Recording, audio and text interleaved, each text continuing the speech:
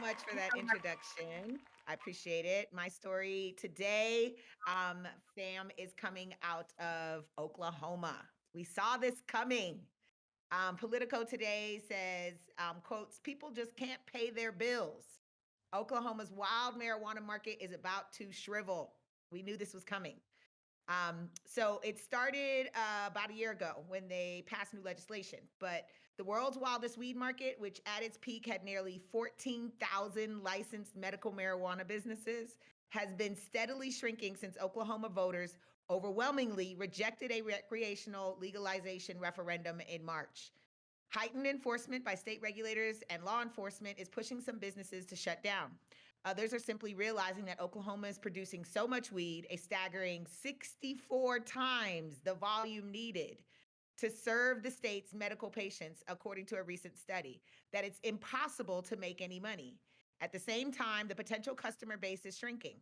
There are just under 350,000 people enrolled in the medical program, down from a peak of more than 385,000. Oklahoma has become a cautionary tale over the past 5 years for the country's experiment with marijuana legalization. Many of the problems that have plagued fledgling markets across the country are magnified in the staunchly conservative state. The unlikely boom market has been sullied by dozens of raids and illegal cultivation sites, rampant diversion of products like the illicit market into the illicit market, allegations of human trafficking and grisly crimes, including a quadruple murder of Chinese nationals at a weed farm last November.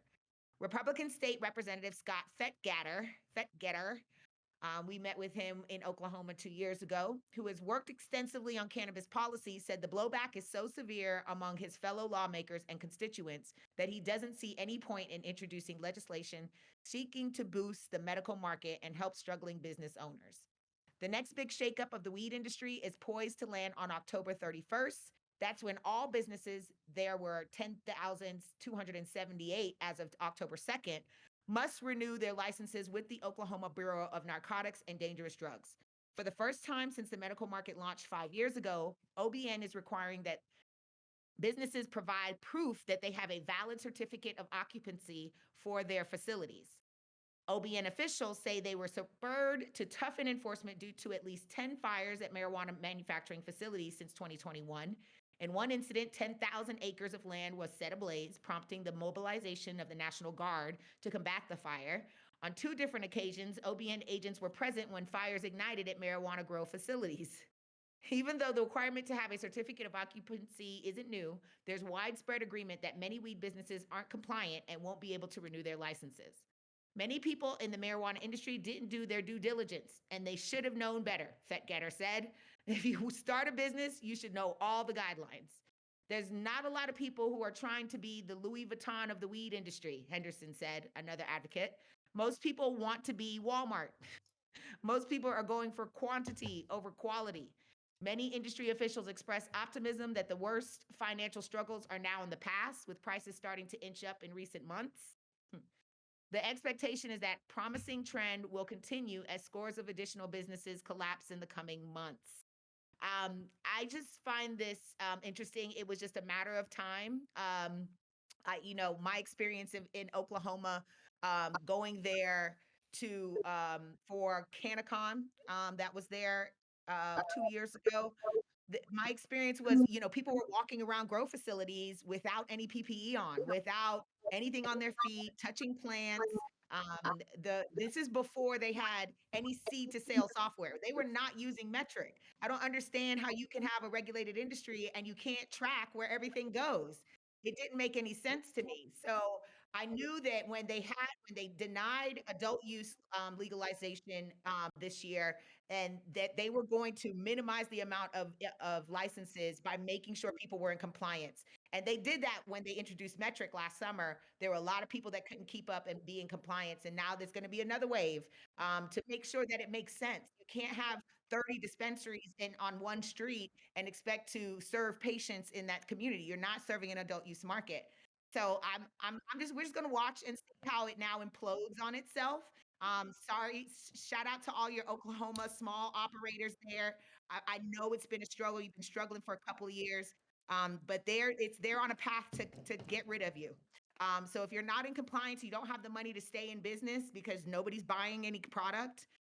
Then we wish you the best of luck. I'm sorry you got wrapped up in this Oklahoma Wild Wild West ideology of it being the, I don't know, new cannabis uh, Oklahoma. Toklahoma is what they called it. But this is Nicole Buffon reporting for High Night News. Love to hear what my colleagues think about this story out of Toklahoma. Toklahoma. You know what? Oh, I'm yeah. surprised. I'm surprised. I'm actually surprised it's taking this long. Yeah. Same. Well, hold on. You Oklahoma's remember? been crazy Hold on. You remember the when beginning. they were going to put metric in, and then all the cultivators and manufacturers were like, "Hell no, you're not going to use metric. Yes. We're not going to use it." They were like Yes. really We protesting. don't want to track it. this stuff. Yeah, you guys. Right. Yeah, we're not gonna. None of us are gonna be Yeah. ready for this. We're not gonna be able to operate like Yeah, this. their argument was that it wasn't fair, that they wanted other options. There wasn't a free market to decide and choose. So it's Yes. look, this is America after all, guys. Don't be so shocked that Middle America be taking that stance. But Oklahoma was New York before New York. I was out there. I've done a project out there. I Oklahoma's understand. still New York. Right. And Yes. the reality is, this occupancy thing is Dustier. this occupancy kind of rule that they're gonna get people on is like the black and white kind of situation, right? It's a lot of people are out in the cut, they're in the woods, they're in the country, they have a little building they put up there quickly, and they can occupy it and do whatever they want, and it's going to take forever for someone to get out there. So when you're in business and you're doing business legally, you have to go through the planning department with the counties, with the cities, with whatever municipality. It sucks, but that's what it takes to get them off your back. So if you haven't already, people out there, get an architect, get some engineers, design some plans, submit them with the cities and municipalities, and go through the process and get yourself right. And hopefully there will be minimal collateral damage. The thing is, what happened in Oklahoma initially, they said, okay, it's $1,500 to get a license. Sure, people were moving from other states. They quoted a guy in the article from Colorado that was like, saw this as the gold rush, as a green rush. And so, but then they started, then they changed the rules. The OBN changed the rules and said, we're going to now base your licensing fees based on how much you're growing. Not on, okay, every year it's going to be the same fee. They changed it up on them midway and was like, oh, okay, now we're going to charge you based on how much you're growing. But that's because you could grow a 100-acre farm with the same $1,500 license as you could a 10,000 square foot grow. So, that before is what I'm saying. That would have given people more of a reasonable idea of what it was going to be operational in the state of Oklahoma. The greedy politicians and regulators in Oklahoma saw a boom for themselves. How much money did they make by issuing out 14,000 licenses? 14,000? That's more than any other state. They needed that bread, girl. I remember when they first came out, we did the math on the first round of licenses that came out, and it looked eerily like a $10 million pet project of some politicians because the amount of licenses that they put out. And they're complicit, right? They wanted it to be the new Cali, and they wanted it to become this situation. So yeah, I mean, everybody's, this wasn't like a surprise, to even the politicians. It's been 2 years. $21 million in just licensing. Surprises lasted this long before everybody's it's cratering. I'm like, it was built like this. It was designed to fail from the beginning. Exactly. Yeah. So sorry, guys. You stepped into the wrong pothole. You stepped into the wrong gold mine. Yeah. Guess what? Gold is on. Dried up. Oh, man. 14,000 licenses is just too many. It's just too many. Yeah. Servicing 250,000 patients. 14,000 is too many for New York. Of course, it's too many for Oklahoma. How many patients did you say, Nicole? Because they have like 350,000, I thought, or like 400,000. Yeah, like 350,000. Yeah.